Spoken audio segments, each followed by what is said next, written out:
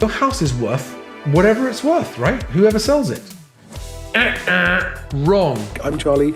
Welcome to Moving Home with Charlie, and thank you for coming. Charlie Landing grew up in Sussex, is the founder of Best Agent and presenter of Moving Home with Charlie. If you want to find one of these guys, look out for those compassionate professionals. All estate agents are not the same.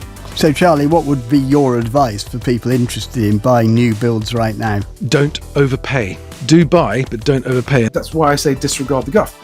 Read into the numbers and look, and it's buried. The bad news is buried in the small print, okay? Good evening, everyone. Welcome to the Property Press Awards. They may or may not be telling the truth, but you should form your own view. Get out and view, get out and view, get out and view. You cannot be in a position to make offers and have the offers accepted if you're not viewing. Just be out there viewing. Pay attention to the back of the class. If you've not been watching my videos, I did one just a couple of days ago. Disregard the guff, guys. Good evening, everybody. I'm sorry for the lack of notice on this, the very last minute nature of it, but I wasn't going to do one at all this evening, but I actually found myself being restless. Like, I can't go to bed tonight without getting this out there. I know that most of you, my followers, already agree or understand or concur or accept that prices are falling, but not perhaps as much. And generally speaking, most of you are in agreement broadly with what I'm saying. Most, not all of you, and generally, completely. But there's no point in me stopping now. My whole mission is to try to help people move home. And that involves making sure that the people who don't believe me, I'm here to try and change your mind, okay? If you're someone that doesn't believe my projected 35% nominal peak to trough house price falls. And why is it important? I mean, it's Sunday night. I've spent time over the weekend with several people who are attempting transactions or in the middle of transactions or are offering or are trying to sell. And in each case, the anxiety levels are very high on both sides, buyer and seller side. And so I think that anyone, either side of a transaction, the seller or a buyer, stands to make a less than ideal decision if they don't understand what's happening in the housing market. All right. And again, I'm on no one's side, buyer or seller. Moving is important. You can't move on with your life if you need to move home and you can't move. And I want transactions to happen for everyone. I want sellers to be able to sell. I want buyers to be able to buy, but without putting themselves into risk. I want agents to be able to make money out of people moving home. But as long as there's this disconnect, which exists at the moment, this sort of denial about prices falling down, then the risk is this. Number one, sellers who need to sell miss the market. Right, that's problem number one. Okay, and I'm seeing that one of the motivations for this is seeing this happen to a very close, very old friend of mine. Number two, buyers overpaying. I've had in the last few days, I've had a message from someone who actually bought a new build last summer and is now panicking and going, "We've realised that we've overpaid. And we realize that we need to get out. How do we limit our losses?" And I want to minimize the number of buyers doing that. And number three, agents who are out there beating their heads against the wall, trying to get deals together. I want to provide neutral, impartial observation of the market to help you get those deals together. And I know some agents have been very kind to give me feedback that this channel does actually help that happen. But here's the newsflash. I can't believe I'm going to say this out loud, but I feel like I have to say it out loud. I do not move the property market, okay? The way some of my detractors react to what I'm saying, you'd think they're holding me responsible for what's happening to house prices, okay? I can assure you that I am having no influence on house prices whatsoever. There have been broadcasters and journalists with far, far larger audiences than I've got for a long time predicting this. And it doesn't matter who predicts what. The market does what the market does, okay? Nobody can actually influence the market, except for major government policy. That's about the only thing that will actually make a difference to the market. Otherwise, the market does what the market wants to do based on all the different input factors. My role and intention with this channel is to report what is happening at the coalface of transactions as far as I can see, based on my contact with hundreds of agents around the country, based on the data from the Best Agent website, and based on my interpretation of the data that I know influences house prices, and including obviously help from my friend Housing Stig, Alex Groundwater. I'm here to try and part the clouds of guff. Literally, part the clouds of guff. Do you know what else I realized? Talking to someone this weekend, I realized that their agent, who's kind of reminds me a bit of Tim Nice but dim. He's a very good agent in terms of customer service and commitment to clients and actually getting the job done. Hasn't got a Scooby-Doo what's actually happening in terms of the long-term direction of house prices. You have to remember this. An individual agent has a tiny snapshot of a very local market. That's it. Unless you're talking about national ones who've got national data to look at. Individual agents know what's happening with a very small proportion, typically less than 5%, of a very small area. And so there's no way. I mean, it's like expecting, it's like expecting a bricklayer or an architect involved in the building of new homes to be able to predict what's happening in the new homes market. Just because you work in a market, it doesn't mean you know what's happening nationally in that market. Which kind of, it surprises me why so many estate agents have an opinion, because they have their opinion on what the housing market did, but they don't back it up. It's always based, or not always, but mostly based on feeling and anecdote, which of course leaves you with a little egg on your face in this market. So I'm going to read you. So Russell Quirk put this post on LinkedIn, and this is a couple of days ago, so I think it's on Saturday. It's Friday. Today's latest house price numbers nationwide trigger a ravenous media to talk of the sharpest falls in house prices since 2009. Sounds Armageddon-like, right? Until we take a proper look to see that year on year, the UK housing market has eased. I love the choice of his word there. Eased just 3%.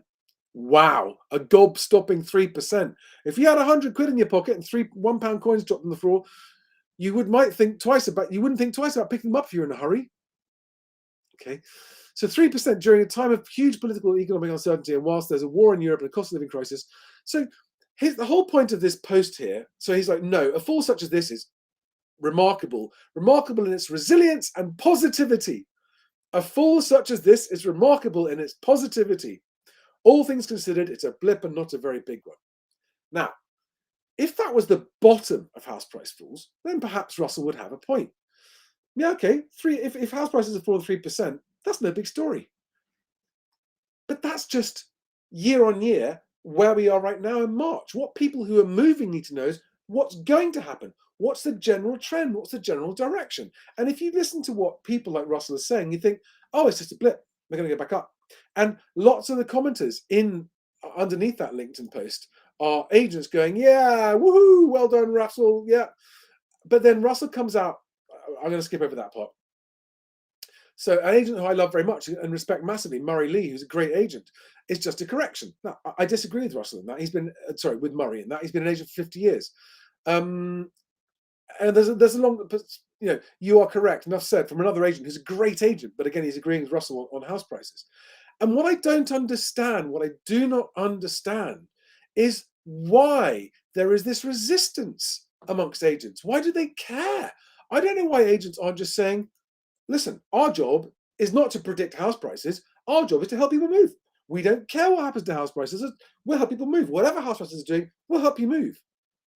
And the genuine mystery to me is why people like Russell and other agents in the industry are so, we don't know why the media is in. Okay, and the Zoopla guy, here we are, Richard Donald from Zoopla. Share this tab instead, here we go. Richard, who is the director of research at Zoopla, says, with house prices up 18% over a pandemic, a 3% year-on-year reduction is sending the media into a tailspin. No, they're not. They're just reporting what's happening. They're just literally reporting what's happening. The BBC, house prices see biggest annual fall since 2009. That's not foaming at the mouth over reporting. That's a simple reporting of fact. House prices see biggest annual fall since 2009. And yet the people in the industry think that that's the media in a tailspin. And I wish I could get across to them that if you actually want to get more transactions done, your message as agents should be, our job is not to predict the housing market. Our job is to get you moved, whatever's happening. So, do you need to move? We'll get you moved. This is the strategy and approach to getting the best price for a house in the shortest time. The only people who care about predicting house prices falling are investors. Now, investors do make up quite a lot of transactions, I get that, but not as many as home movers do. So, first-time buyers, 53% of all transactions. So I can only assume it's because agents are worried about their investor clients not wanting to buy. But of course, most investors are pretty wise anyway. They're a couple of steps ahead of the agents, and we know what's happening in the market, don't worry. It's the people who,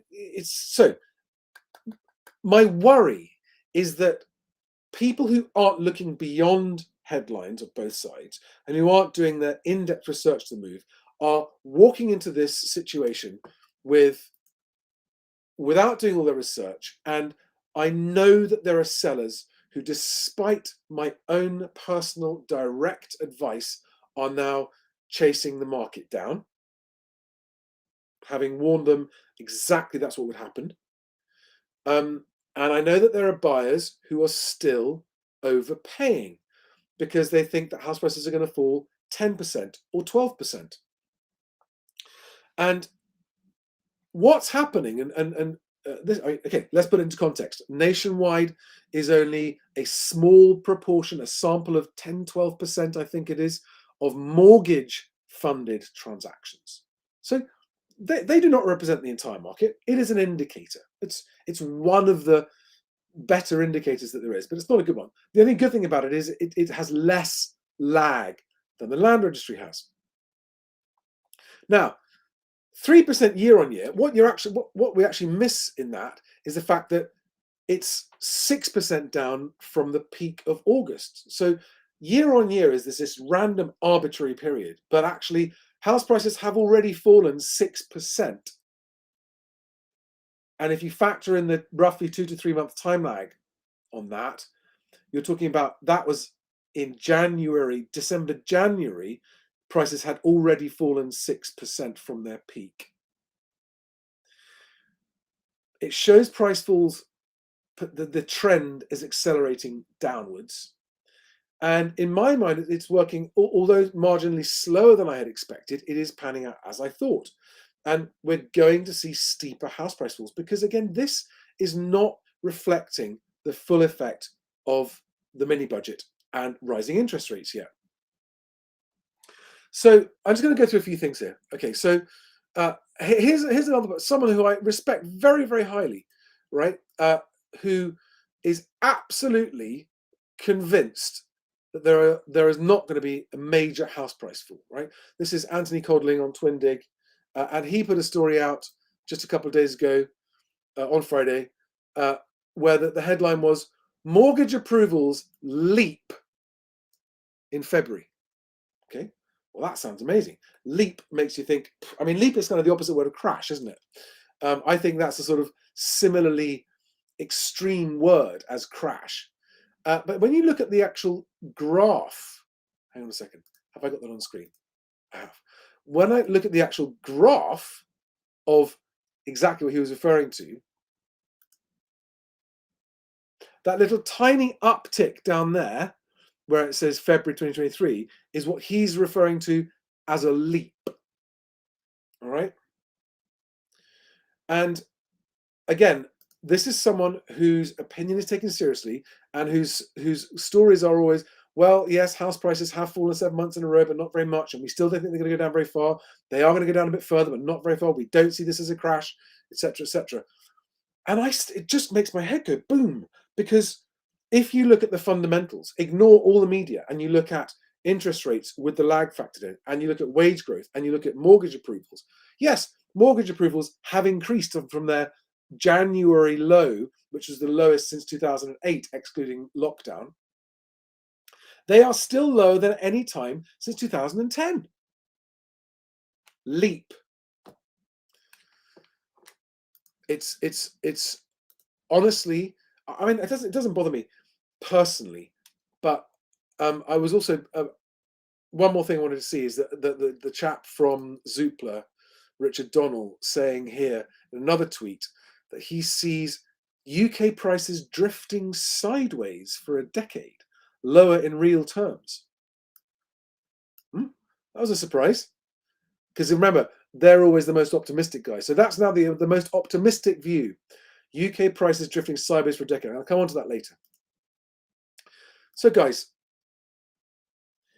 if you think about the graph of house prices going up until last August and then coming down, and they're now 3% lower than they were a year ago, they're doing that. They got a long way to go, and it is accelerating. I don't want this to be a long live stream. I want this to be a message to sellers, okay? So many sellers are still, even though they've heard about the news, falling house prices, are still convincing themselves that they're going to get a better price than they are for the house, that what they want somehow influences what they're going to get. And as I said to my friend, like, if house prices do fall as far as I suspect they're going to fall this year, and I think this year's fall is going to be around about 15%, just for this year, 2023. What will you wish you had done now? If house prices are going to fall, say 15% this year, which is what I think is going to happen roughly, what would you wish you had done now? There's only one answer to that, right? If you need to sell, assuming that you need to sell, which is you drop your price further than you wanted to right now, but you still get it sold at a higher price than if you miss it and keep chasing it down and wait. And the conversation I had was, there's no point just lowering your asking price. You need to talk to your agent if you're a seller and say to them, please do whatever you need to do to find out what offers I can actually get. Right? Viewings don't count for anything if they don't turn into offers. And for you as a seller to be able to make the decision about whether or not you need to sell, or whether or not you can sell, you can't make that decision without offers. So I would recommend any seller who needs to sell or really wants to sell, and is just at the moment is sitting there waiting and hoping and having a few viewings but no offers, ring up your agent and say, what would you need to do to actually get me multiple offers? And they're going to say, we're going to have to drop the price.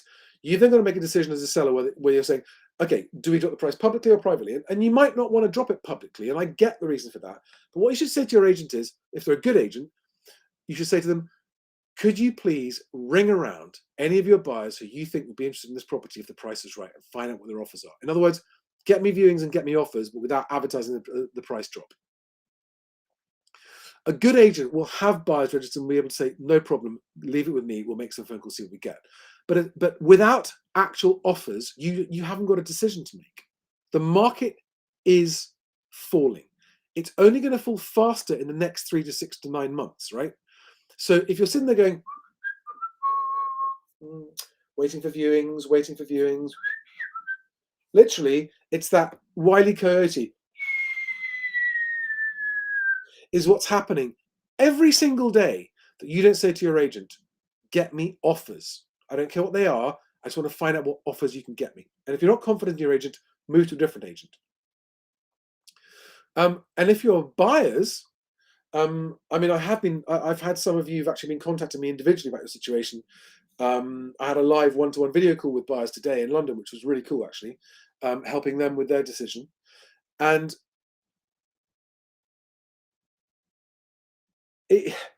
I can't tell you how much to pay, but I'll tell you what I said to these guys in the video this morning, which is that without having to know what's going to happen in the next 2 or 3 years, at least consider the possible worst case scenario. At least consider it. What would it mean for your move now if prices were to fall 35%? What would it mean? If would that change your mind about buying now or not? And form your own view. Go, well, we don't think they're going to fall 35% in this area. We think in this area they're only going to fall 15% or 20%. So we're happy with our 8% below asking offer, or we're happy to pay asking price if it's a sensibly priced property now, even if prices fall 20%. You just because what I'm starting to get a few more messages, ping here, is like, oh, we've been on the market for a while. We bought last year. We've overpaid. We're not sure what to do, guys. In a nutshell, if you can't stay, if you don't want to stay and you need to sell, speed is of the essence and your choice of agent is of the essence. All right. So sellers, I've got, by the way, I've got housing stig in the wings here, and come on, have some questions for me. If you're buying or selling and you're unconvinced, what I'm looking for is, I'm looking for questions for people who don't believe me. I want to know why you don't believe house prices are falling, and I want to change your mind. That's the purpose of this live stream. Can I change your mind? And if you're a buyer and you're thinking of buying, I want to make sure that you've just considered the potential scenario where I'm right about what house prices are doing and what it might do, what it might mean to your move. So let me just actually bring Alex in. Alex, are you there? Oh, good evening, Charlie. Evening, housing stig. Sorry, I'll get your mugshot up there. Let's just take a couple of quick questions. I only want to be here for another 5 minutes or so, but let's see if we have any. Do we have any people watching this live stream who do not believe that house prices are going to fall? Is there anyone who's not a fan? Do I have any adversaries here who have an argument of why? I mean, let me give you an example. Some of the comments I get, Alex, on Twitter, I post comments from people like that article I put yesterday, where there's a study, the whole study of the whole of Europe, and they think UK house prices could fall 40%. And there are several people just going, not going to happen. And that's what they say. Not going to happen. Well, there's no reason why it shouldn't happen. I mean, it depends on a number of factors. The most closely correlated I can find are everyone at the moment is focusing on interest rates. And there's no doubt interest rates are important, but actually they're less important than real wages. And the reality is that wages are dropping. Now, interest rates have an impact on real wages because they make it more likely that companies will not increase pay, that people will be laid off if these are companies that have debts that are zombie companies. So there is a correlation there. But the reality is that the number one is wages, then interest rates. And then after that, transaction volumes are useful because they give you an idea as to whether the market is in gridlock or whether it's still moving. And there's no doubt it doesn't take very much for us to see a 40 to 50% real fall, which then, depending on what happens with inflation, could equate to a 35 to 45% nominal fall. We're not talking about the end of the world here in terms of changes. So, for instance, but Alex, so I mean, we've gone through this quite a few times, and I know the reasons that you're about to say. But so here we have someone called Jackson Landscaping Limited. What happens if interest rates drop? Because again, a lot of people are expecting, because they only read the headlines, they don't question the headlines, they don't do their own research. They just read the headlines and go, oh, Bank of England says inflation is going to drop, and therefore interest rates are going to drop. And someone else I've spoken to says, what happens if interest rates drop? So what happens if interest rates drop? Well, if interest rates drop, even if they drop to 3%, first of all, it takes 8 months to work through the system. Okay, hold it there. That's point number one. Did you hear that, everyone? Even if interest rates drop, it takes 8 months, according to Alex's research over the last 20-something years, for that to work its way through the system. 8 months. So you've got to ask yourself, even if interest rates drop, it won't stop what's happening to house prices for 8 months for 8 months after they've stopped, or after they've fallen. Okay. But if wages don't increase, right, you will still, even if interest rates drop to 3%, you would still see a 23% fall in house prices if wages stay as they are today. Can you repeat that? If wages stay as they are today, even if interest rates drop to 3%, you would still see a 23% fall in real terms in house prices. And why is that? Because wages are much more closely correlated than interest rates. the thing is, people will take on a mortgage, whether it be 25 years, 30 years, 20 years. They'll take a mortgage knowing the rate, and interest rates don't. They obviously they change what you're paying, but they don't change it as much as the headline appears. So the difference between a 3% rate and a 6% rate, it is still swallowable, whereas a drop in your salary by 6% is not. Right. Yeah. Yeah. Here's a question here from Tomac. I do believe, so he says he believes this, but how can he convince those who don't? I mean, I suppose that we can't, if people don't want to have an open mind, you can only convince people who have an open mind, right? If people disagree with you, but they're open to having their mind changed, then there's a chance. And let's think about sellers, for example. Let's not think about the extremely silly sellers who've got silly ideas and then just like really stupid. And go, oh no, I know what's going to happen. That's it. Let's talk about the sellers who think they're being realistic. Think that they've put their house on at a sensible price and are expecting offers but not getting them. And they need and they want to move. They're not deliberately being pig-headed and stubborn. So do you sort of see like almost the floating voters, if you like? Yeah. I mean, those are the sellers I'm talking to, not the ones with their head in the clouds. It's just like, you can't deal with those guys who are just like, no, I know what I want for my house, and if I don't get it, I'm not going to sell. Well, good luck. But for the others who need to move, most of you will make the mistake of lowering your price not enough because you're still trying to squeeze at every extra £1,000 that you can out of your house price sale, which is the wrong thing to do. Getting the move completed is a higher priority for you than trying to not lose so much money. The time cost of that, whilst the market is falling away from you, is so much worse. Yeah.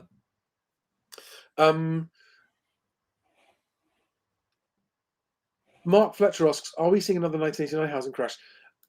There are some differences here, but I think my view is we're going to see, once this is played out over time. And by the way, for people who are of an age where they haven't remembered a house price crash scenario before, house price crashes, and I did a survey on Twitter about this. Who thinks what happened in 2008 was a crash? Most of you said yes, what it was.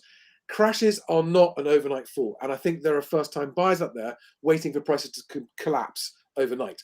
Doesn't happen. Not going to happen. It happens in slow motion. Okay, so and ignore the word crash. That is a clickbaity, headline-grabbing word. Steep house price falls relative to what they normally do is what we're looking at this year, which is still only an average of 1.2% a month, right? In steep periods, and this is why a lot of people who are holding on to buy, waiting for prices to crash first, they're not going to crash overnight. They're just not going to do that, right? They are going to fall. They're going to fall a long way, and relatively speaking, they're going to fall quite fast. But they're not going to. If you're looking at the headlines and thinking house price crash means I'm going to pick something up for 20% less in 3 months' time than I am now, that ain't going to happen. I know, Alex, not the graph's not right. I mean, well, have you got the graph handy? Yeah, I have. But only if you want to. I do. If we can just whatever is the most relevant one, and just a quick, and I'll put a link below. If I'll put it straight into it'll be 2 if that's okay. Yeah. So okay. let me just share this, and we can then see. Aaron Hughes says lots of properties on Rightmove being reduced, having not sold for months here in Dorset. And you see, the people who are having to publish price reductions are the people you got to assume if they're going through the relative humiliation of publishing price reductions, and to for a lot of people that means you got to assume that they actually want to sell, and they're dropping them but not enough. Right? Okay, Alex. It's okay. So that if I talk you guys through this very quickly, this blue line here is interest rates. The green line is the real house prices from the land registry, inflation adjusted. Now, as you can see, if we look at interest rates, they were quite high here. They were 6.5%. They came down to 0 here and continued along at 0.5% until 0.1 during COVID. Now, you'll notice that, yes, house prices were lower when interest rates were higher, but actually the drop didn't make that much difference. Now, look at the red line. The red line is wages. That is your weekly wage adjusted for inflation. And look, it's very close to the green line. It actually shows a very strong correlation. So the media is tricking you when they talk about interest rates. Yes, they're important. Of course they are, but not as important as wages, because the impact of a change in interest rate by a few percentage points is not as big as the impact of a change in your wage by a few percentage points. And inflation at 10% is really destroying wages. So then if we move along here. Hold that thought. Inflation is destroying wages, and wage growth is the biggest correlative effect on house prices. Correct. So what would you say to people who go, oh yeah, but I actually had a comment from someone on LinkedIn today who I massively respect and admire, who's actually relatively agrees with me, but is under the impression that the unemployment's not rising. How can we? I don't know. I just want to Rapture. I don't know why you don't think the increase of wages data is accurate. This is from the ONS website, and this is where you've been tricked because you've not been looking at inflation adjusted, which is the only way to look at things, is in real terms, not with inflation. This is the inflation adjusted wage, and as you can see, in reality, in 2008, January of 2008, we were earning as much as we did during the pandemic furlough in 2022. Yeah. So yeah, on to the next graph. What we're going to see? Right. So as we move forwards, the correlation. This is a mix of those indices to try and correlate with house prices, and you can see that this is a 0.974 correlation. That is about as strong as you can get without being perfect. Right. So just for people who don't understand correlations, the strongest correlation, a perfect correlation, is 1. So Yep. 0.97 means like a 97.5% correlation. Correct. And that's over 20-something years? 28 years. So again, let's just rephrase it. This is looking back to see whether there's an indicator that's very strong about house prices. And with a 97% correlation, real wage growth correlates more strongly with house prices than any other metric. Yep. That's what you're saying. Interest rates is the next strongest. Transaction volumes is the weakest. Right. But if you combine all three, you can move up from a 0.95 to a 0.974. Right.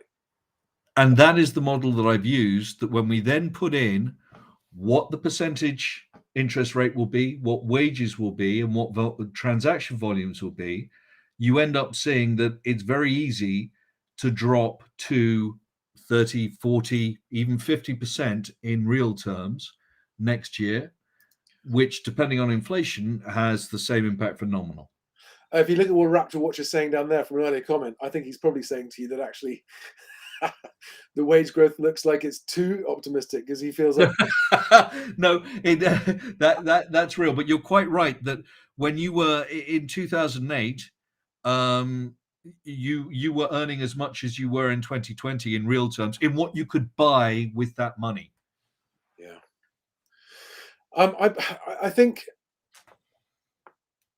again, the purpose of this video, guys, is to, whoopsie, sorry, Alex, I pressed the wrong thing. No, I'm pressing all the wrong things here. There we are.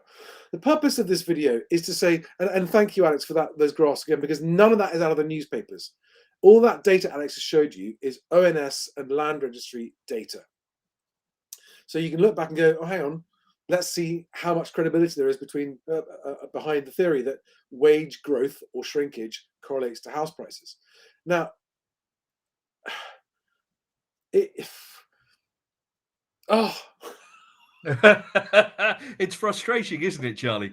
I'm just trying to help people who want to move, whether you're a buyer or a seller. I didn't give a flying fiddly what house prices do, up or down. At the moment, it's hurting me personally. What's happening? Charlie, look at Craig's comment.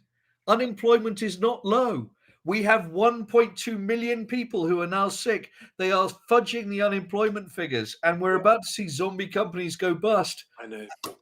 But yet he goes, I just don't see it. I And know. that's the comment you always make. I mean, are there people watching this who think unemployment's not going to go up when you've read the story from Friday that on the 1st of April, hundreds of thousands of businesses had their government energy support stopped and are now facing totally impossible increases in their wage bill, in their energy bills, not wage bills, sorry, in their energy bills. Hundreds of thousands of businesses have just had that support removed and are facing doubling, tripling, quadrupling of their energy bills, which just renders them inviable businesses.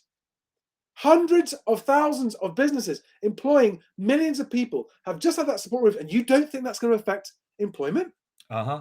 How can anyone who looks at that information think, no, unemployment's going to be fine. Employment's really strong. It's going to be fine. It's going up. Yeah, everything's good. So the economy's good. We're not in recession, Alex, now. We're not in recession, right? We're not in recession, apparently. And unemployment's low. So that's really good. And, we've had enough time now for the mini budget to sort of work itself out now. So everything's going to be fine. If you want to move home, and if you're thinking of moving home, you've got to figure this stuff out for yourself and stop making your decisions based on anything to do with the headlines. Actually get behind it and look. And this is the sort of purpose of what we're doing here. And the people who I've had criticizing me as just being a clickbaiting, doom-mongering, I just want likes kind of person. I can't argue with that. That's not like a rational argument. So I can't come back from that. And for the people who think that's fine. Okay, I'm just clickbaiting here. I'm just doom-mongering for fun, guys. Yeah, that's what I'm doing. But for those of you with an open mind, I truly am being as impartial and objective as I can when I say that these house price falls have been happening since I said they were happening. And if you remember, you go back to August, I said they were happening. September, I said they were happening month on month in September. Yep. And they have been since 7 straight months of house price falls, and it's only just getting started. And in downturns, they typically take 2 to 3 years. So we had some other good comments here. Annie, please, can you, the sellers and estate agents around here, send them a link to this video when it's finished. Okay, Jackson Landscaping says, it seems like estate agents are pricing higher than dropping them to what they should have been in the first place. I promise you that even for crap estate agents, they have a massive problem of sellers just hoping that they might get lucky. You only need one buyer. I've heard people I know and love and respect say that when they're selling a house, you only need one buyer. Why do you think that one buyer is just not going to care about overpaying for your house? Yeah. So Jackson Landscaping, this point you're making, estate agents don't set the price. So to say that estate agents are pricing high is wrong. The sellers set the price.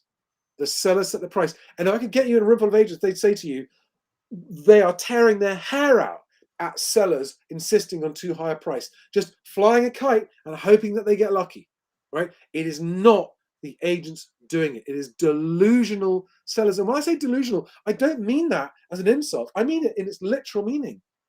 They're delusional. They actually think they might get that price. Yep. Because of optimism bias and their hope that they can afford to move on to this. That's the problem, okay? And then when they do drop them, it's too late. I have to say, right now, this problem is more, overvaluing by agents for a long time hasn't helped. The other thing that hasn't helped is this. There are a lot of agents out there who genuinely have been caught out by this as well. They actually didn't think house prices were going to be falling. And they've priced stuff at what they thought was realistic and gone, geez, we didn't get any viewings. I thought we'd priced that realistically. But again, you've got to remember, you've got to remind yourself, estate agents are not economists. Estate agents are not fortune tellers, and they don't have a crystal ball. Their job is to get you to move. And there are almost no exceptions to the rule, which is price your property lower than the other ones like yours on the market, get competing buyers, That's the only way to find out what price your property will get, and what the market of the property is. It's Crypto Bizzle has made a very poignant observation. Fugazi. It's all Fugazi. Right, guys. Anything else? Any other questions? Is there anyone here who still isn't sure? Absolutely right. Mark Fletcher says, the property I've just put an offer on and sold within 3 days. If a property is well priced, it should still sell. If a property is well priced, it will still sell, because there are lots and lots and lots of people who buyers still need to move, and there are people Yeah. with money. They just don't want to overpay for very good reasons that they don't want to overpay. Someone whose name Ligma R Soul. You got to be very careful how you say And that. an entire generation have been brainwashed by HPI from fiat debasement. Do you want to translate that, Alex? Sorry, where's this question? It's on the screen. I've been brainwashed by HPI from fiat debasement. Oh God. Yes, currency man here. Yeah. Yeah, it's true. Whether you think of it as fiat currencies debasement, so moving away from gold standard currencies, we have fiat currencies where people will say they're no better than cryptocurrencies because it is just based on confidence on the fact that the government backs a fiat currency rather than gold backs it, and that's really no different to a crypto. What you're looking at is the fact that because interest rates have been very low and fiat currencies, particularly the dollar, have been seen as the global reserve, we all think that things can never crash in the way that they're about to. Right. Obviously not true, but I don't buy into the whole crypto side of that. So let's ignore it for a sec, shall we? Question from Alex Pitcher. The bond market is predicting rate cuts soon. Do you think that would boost house prices back up if they do that? No. For the reason Alex said earlier, it's all about wage growth more than interest rates. Even if interest rates come back down, without wage price growth in real terms, house prices aren't going back up for a while. You agree, Alex? Yeah, or at least if you were to cut interest rates right back down, sure, they might go up a little bit, but no, the impact is tiny in comparison with wages. And here's the important thing. In order to get a mortgage, banks have to lend. And if things are unstable, the banks will not be lending. We are heading for a credit crunch. So even if rates come down, you go, I can afford it. I can afford it. Affordability. I don't give a crap about affordability because the banks won't lend you the money in the first place. Unless you've got cash to pay, you won't get a house. Paul Bullock. Congratulations, Paul. You've had an offer accepted. That's news, isn't it? Amazing. What do you do if come 4 months' time or so, prices have dropped 15%?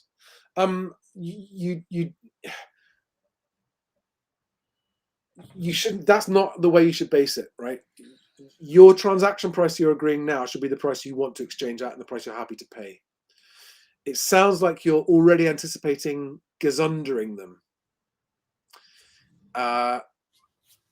Now, I mean, yeah, in 4 months the world may have changed a lot, and the world may have changed enough that you might want to rethink, and that does happen. For better or worse, the English system is that until you exchange, you can change your mind on the price. You can change your mind on both buyer and seller. You can change your mind and back out, right? And in many cases, that actually helps people get on a move because they've got that fallback if they just don't want to go ahead. But yeah. Safe wages are actually 6% lower than they were in 2022. You unfortunately have been fooled by nominal prices, which have not been inflation adjusted. If you look on the ONS website and look at real wages, you'll see that they've fallen from £527 per week adjusted using the 2015 index to £495. 6% down, not up. Okay. Jack Bennett says, surely a useful way of judging how accurate Nationwide Halifax data is to look back at their predictions a few months ago. So they don't make predictions. That's the Nationwide of Halifax report their actual mortgage approval amounts and quantities, which they have to register with the Bank of England anyway. And they have small data sample sizes, so Nationwide's transactions are a completely different set of transactions to Halifax's transactions, because people obviously don't lend from both lenders on the same property, so they're two distinctly separate sets of transactions. The land registry is different again. It is a sample size, and it may or may, what we don't know of land registry's data is how many of those, when they first report them, included mortgages or didn't. I don't think. Do we, Alex? Yeah. Right, guys. I've gone way over my time on this anyway. Just very quickly, Charlie. Yeah. Crypto Bizzle. I'm very easy to find. There is only one Alex Groundwater in the whole of the UK, and my contact details are there. Very happy to talk to you about crypto. I'd love to. It's been a couple of years since I spoke to anyone really knowledgeable on the subject. I've done my own research. I used to know a lot about it, but I haven't looked at the updates recently. So yeah, give me a shout. Very happy for you to reach out. Guys, thank you very much. Apologies for not more notice for this live stream, but I thought better to do it than not at all. So have a good week. And Chaz, you're absolutely right. Taxes have increased, which means real wages have come down even lower. None of it looks good. Sorry, Charlie. Last question, Alex. David Ozan, how high do you think interest rates will go?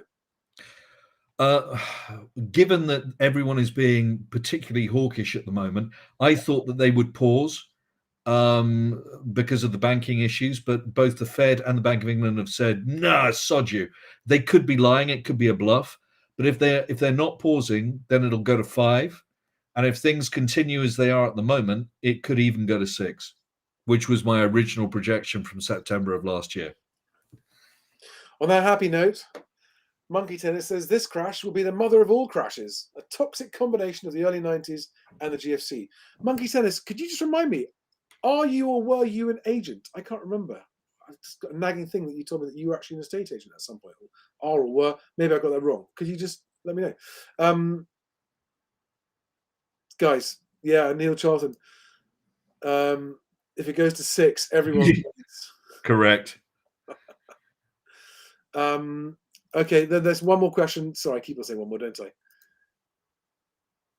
Would the short supply of properties keep prices relatively high? We do seem to have such a shortage of homes. Oh, we do not. Charlie, do you want to take this? Or no, you go for it. Go on. Okay, we have roughly 28 million households in the UK. We have 55 million people roughly over the age of 18. That is less than 2 people per house. Now, are they evenly distributed? No, not at all. There are plenty of people who are relatively elderly, who are living in houses which have 4, 5, 6 bedrooms, and there's only one of them. 35% of people over 65 live by themselves. However, and I don't mean this in any way nastily, and I apologize profusely, especially given what's just happened with COVID, old people have a tendency to die, at which point those houses get hit the market. Now, their children won't be able to afford to buy them because of how expensive they are, unless things fall very quickly, at which point they will sell them rather than pay the inheritance tax.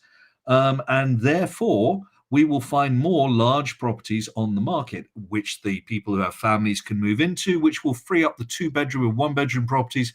And therefore, we're not really as short of property as many people will try and pretend to you that we are. Exactly. There is a shortage of affordable accommodation in certain areas. That is definitely true. There are places where people cannot find an affordable place to live, to be close to their job. That is true. But nationally speaking, there isn't a housing shortage. I agree with you on that. And I really am going to end it there. Have you got 5 minutes, Charlie, afterwards? Yeah. Just let me say goodbye to everyone. Guys, remember that there's an audio podcast of this, Moving Home with Charlie. If you don't have a mortgage and you need to get a mortgage, if you're offering out there, remember, buy now if you want a home, so don't overpay. Get your mortgage in principle from my guys who are fantastic, hand-picked, trusted brokers. Go to the URL on screen there, mhwc.co.uk/mortgage. If you enjoyed this and found it useful and want to buy either me or Alex a coffee, there's a link to buy me a coffee. That's my link. Alex has got his own one now. But if you want to give Alex one, send it to me and I'll send it to him. And I think that's everything for now. I'll see you soon. So much we could keep talking for hours, but I'm not going to. I'm going to call it there. Good night, everyone. Right, guys, everyone, have a great one. Have a great Sunday night. Sleep well. Bye-bye.